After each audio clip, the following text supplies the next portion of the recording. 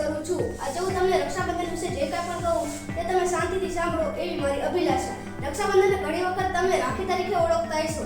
રક્ષાબંધન એ હિન્દુ ધર્મના શ્રાવણ મહિનાના પૂર્ણિમાના દિવસે ઉજવવામાં આવે છે. રક્ષાબંધન એ ભાઈ બહેનના પવિત્ર બંધનની ઉજવણીનો તહેવાર છે. રક્ષાબંધનનો સાર એ એની ધાર્મિક વિધિમાં રહેલો હોય છે. રક્ષાબંધનમાં બહેન પોતાના ભાઈના હાથ પર પવિત્ર દોરો બાંધે છે, જેને રાખી તરીકે ઓળખવામાં આવે છે. ભાઈઓ પોતાની બહેનને ભેટ આપે છે અને તેની સાથે તેનું રક્ષણ કરવાનું અને તેની સાથે રહેવાનું વચન આપે છે. પ્રેમ અને વચનોના આ વિનિમયને કારણે ભાઈ બહેનનું સંબંધ મજબૂત બને છે અને કઠિન બને છે. રક્ષાબંધનની તૈયારીઓના દિવસો અગાઉથી શરૂ થઈ જાય છે. રક્ષાબંધનની ઉજવણી પરિવારોમાં ભેગા મળીને થાય છે. રક્ષાબંધનમાં બહેનો ઘણી વખત સંપૂર્ણ રાખી પસંદ કરવા માટે સમય પસાર કરે છે અને ભાઈઓ પણ બહેન માટે ભેટ પસંદ કરે છે, જેમાં તે ઘરેણાઓ અને કપડાઓ પસંદ કરે છે વગેરે જે વસ્તુઓ પસંદ કરે છે. રક્ષાબંધનના દિવસે પરિવારો ભેગા મળીને રક્ષાબંધનની ઉજવણી કરે છે.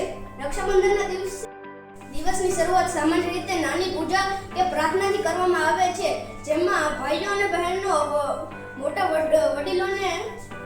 વડીલોના આશીર્વાદ લે છે અને બહેન પોતાના ભાઈને રાખડી બાંધે છે, મીઠાઈ અર્પણ કરે છે અને માથા પર તિલક કરે છે.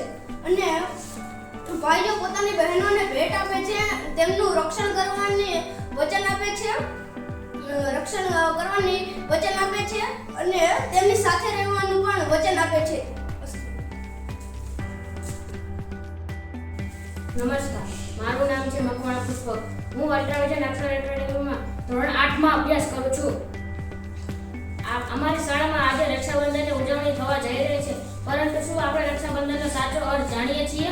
તો ચાલો હું આપ સૌને રક્ષાબંધનનો સાચો અર્થ જણાવું. હિન્દુ શ્રાવણી પૂર્ણિમાના દિવસે રક્ષાબંધનના તહેવારની ઉજવણી કરવામાં આવે છે, જેમાં બહેન પોતાના ભાઈને રાખડી બાંધે છે અને ભાઈ પોતાની બહેનને રક્ષા કરવાનું વચન આપે છે.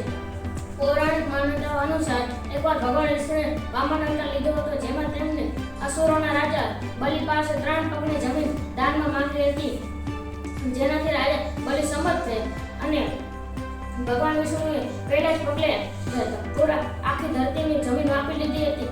તેનાથી રાજા બલિએ ભગવાનને પ્રણામ કર્યા અને પોતાનું માથું નીચું નમાવીને ભગવાનને પગલો ભરવા માટે કહ્યું. ત્યારે ભગવાન પ્રસન્ન થયા અને તેમને વરદાન માંગવા માટે કહ્યું. ત્યારે વરદાનમાં તેમને રાજા બલિએ પોતાના દ્વાર પર ઊભા રહેવા માટે કહ્યું. ત્યારે ભગવાન પોતાના જ વરદાનમાં ફસાયા. ત્યારે તેમને લક્ષ્મીજીની નારદ મુનિની સલાહથી રાજા બલિને રાખડી બાંધી અને ભગવાન વિષ્ણુએ પોતાની ભેટમાં માંગી લીધા. આ ઉપરાંત મહાભારતના સભા પર્વમાં ઉલ્લેખ મુજબ ભગવાન શ્રી કૃષ્ણએ પોતાનું શિશુપાલને કથા કરવા પોતાનું સુદર્શન ચક્ર છોડ્યું. ત્યારે સુદર્શન ચક્ર શિશુપાલનું માથું કાપીને પાછું ફર્યું. ત્યારે શ્રી કૃષ્ણને આંગળીમાં ઊંડો ઘાત કર્યો. ત્યારે દ્રૌપદીએ પોતાના વસ્ત્રનો એક ટુકડો પાડીને શ્રી કૃષ્ણની આંગળી પર બાંધ્યો. ત્યારે એ જોઈને શ્રી કૃષ્ણ ભગવાને કહ્યું કે હું તમારી દરેક પરિસ્થિતિમાં સાથે રહીશ અને તમારી રક્ષા કરીશ. રક્ષાબંધનના પર્વને બીજા બળદના પર્વ તરીકે ઓળખવામાં આવે છે, કારણ કે તે દિવસે બ્રાહ્મણો જનેઈ બદલે છે. માછીમારો લોકો નાળિયેર વડે આખા દરિયાની પૂજા કરે છે, તેથી તેને નાળિયેર પૂર્ણિમા પણ કહેવામાં આવે છે.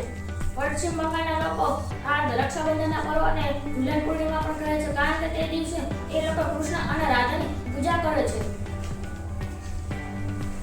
ઓડિશામાં રક્ષાબંધનના પર્વને ગમ્મા પૂર્ણિમા તરીકે ઓળખવામાં આવે છે, કારણ કે એ દિવસે ભગવાન બલભદ્રની જન્મદિવસની ઉજવણી સાથે ખેતરના દેવતા હોવાથી બધા ખેડૂતો પોતાના પશુઓને રાખડી બાંધે છે.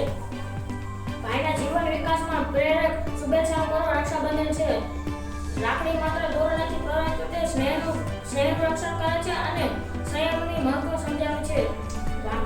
બહેન પોતાના ભાઈને રાખડી બાંધીને પોતાનું રક્ષણ નથી ઈચ્છતી, પરંતુ સમસ્ત સ્ત્રીઓને પોતાના ભાઈનું રક્ષણ મળે તેવું ઈચ્છે છે. આપ સૌને રક્ષાબંધનના પર્વની મારા તરફથી ખૂબ ખૂબ શુભેચ્છા. આજે અમારી શાળામાં રક્ષાબંધન પર્વની ઉજવણીનું આયોજન કરવામાં આવ્યું છે. તો ચાલો તે રક્ષાબંધનના પર્વને આપણે નિહાળીએ.